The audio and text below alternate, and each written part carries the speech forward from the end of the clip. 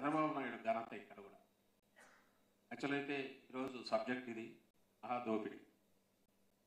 అది ఒక వ్యక్తి ఒక వ్యవస్థగా మారి అవినీతి విశ్వరూపాన్ని దేశానికి పరిచయం చేసి చంద్రబాబు కథ ఇది. మరి మిగిలినంత ఎందుకు చెప్తున్నా అంటే ఇంత దీంట్లో కూడా ఆయన ఘనత లెఫ్ట్ టు రైట్ అక్కడి వరకు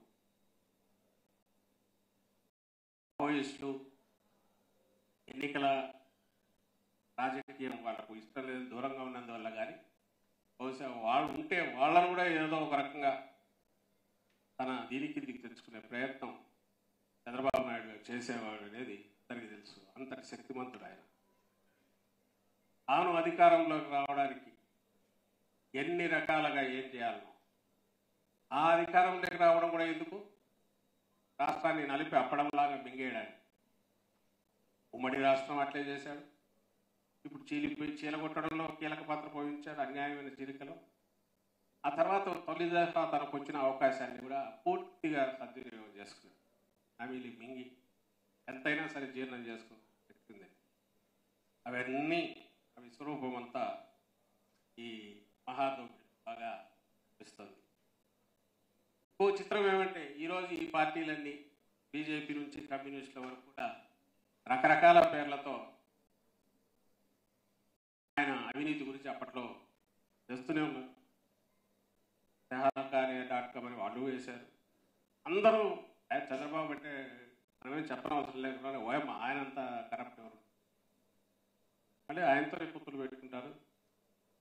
లాస్ట్ టైం మోడీ కూడా అన్నట్టున్నాడు పోలవరం ఏటీఎం లాగా వాడుకుంటారు. మళ్ళీ ఆయన పోయి ఆయనతో పెట్టుకున్నాడు. ఏది అన్ని తిట్లు తిట్టినా బహుశా మోడీ అన్ని తిట్లు ఎవరి నుంచి తిన్నాడు ఆయన రాజకీయ జీవితంలో.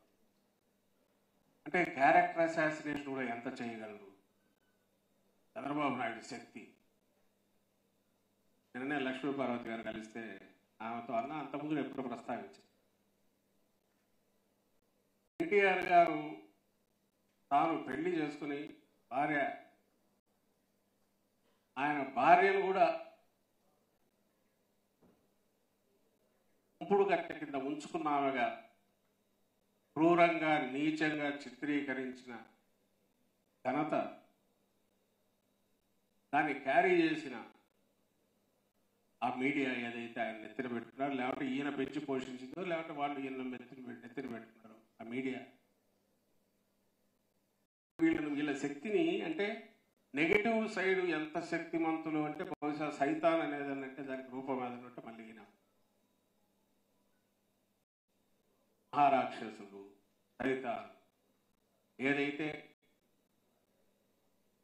మన నెగటివ్ ఇవి ఉన్నా అన్నీ కలిస్తే లక్షణాలు కానీ శక్తులు కానీ అవి పరాకాష్ఠగా ఉంటే ఏదైనా చేయగలరు ఆయన.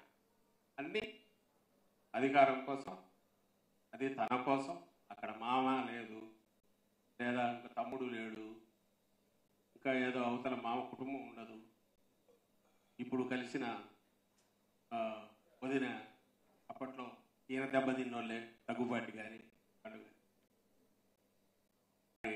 ఆయన కుటుంబం దాని మీద ఉందో లేదో తెలియదు కానీ ఉందని ఈ మధ్య కనిపిస్తుంది. కొడుకుని ఎట్లో అట్లా చేయాలి కదా, తన వారసుడిగా తీసుకొచ్చి పెట్టాలనే ప్రయత్నం ఆయన చేస్తుంది.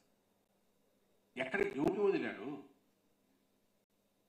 ఇవన్నీ దేనికోసం అంటే మొత్తం ఈ అధికారం అంతా కూడా నేను ఇంతకుముందు అన్నట్టు రాష్ట్రాన్ని మింగేయడానికి, హామీలు మింగేయడానికి, మళ్ళీ కొత్త దారులు, కొత్త గాల్లో స్కీములు, దాని నుంచి టోటల్ 200% సైఫని బయటికి మళ్ళీ ఇచ్చాడు. సో ఈయన విజయబాబు గారు అట్లా పైన కడిగినట్టున్నారు. 6 లక్షల కోట్ల పైన కనిపిస్తుంది. అందులో ఏది ఇంకా ఎక్కువ ఉంటాయేమో ఈయన తడివితేనే అవి దొరికినట్టు. దీనికోసం ఒక సిఏజీ లాంటిది సపరేట్ పెడితే చంద్రబాబు నాయుడు గారు అది చెక్ చేస్తే ఎంతలో తూగుపోతుంటే బహుశా 10 ఏళ్ళు పడుతుంది. ఈయన ఈ 40 ఏళ్లలో ఒక కళగా దాన్ని ఎట్లా అభివృద్ధి చేశాడు. రైట్ ఫ్రమ్ 78లో తొలి ఎమ్మెల్యే అయినప్పటి నుంచి అక్కడి నుంచి అప్పట్లో ఇప్పటికీ ఓ సామెతలాగా నానుడిలాగా అయింది. 2 ఎకరాల నుంచి 2 లక్షల కోట్లని అప్పుడు అన్నట్టున్నారు.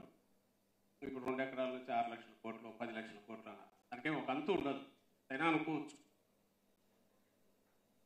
ఎలా చేయగలిగాడు అంటే దాంట్లో ఒక దానికి అవసరమైన ఏదైనా ఒక దగ్గర మనం 10 రూపాయలు చేస్తే దాంట్లో 1 రూపాయో, ₹1 రూపాయో